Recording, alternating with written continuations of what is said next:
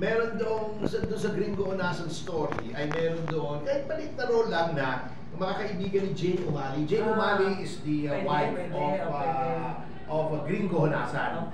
Merong story ron, yung love story nila. Nasa Red Cross kasi nagtatrabaho si Jane Umali. Siyempre may mga kasama siya ron sa Red Cross, mga tatlo-apat na mga BFF niya, mga Dabar Cats niya, yun, na mga kikiligin pagka nililigawan siya ni Gringo. Pero balita ko, sir, isa ka sa mga kinikilig pag ganun eh. Ay, hindi. Diba ang role ko? Ako si Joker Arroyo.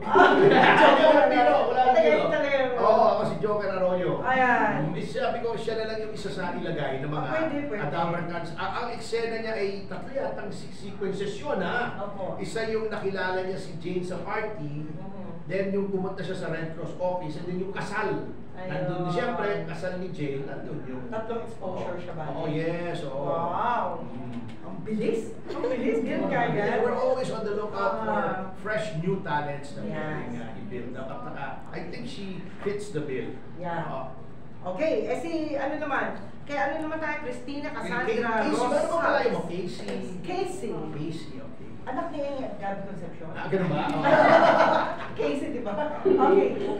Kaya mga apelido niya, Hoda. Casey Hoda. Casey Hoda. Ay, hindi na sila makarelate sa expression na yun. Oo, bata pa eh. Pero, bago mo ako sagutin. Bahala ka.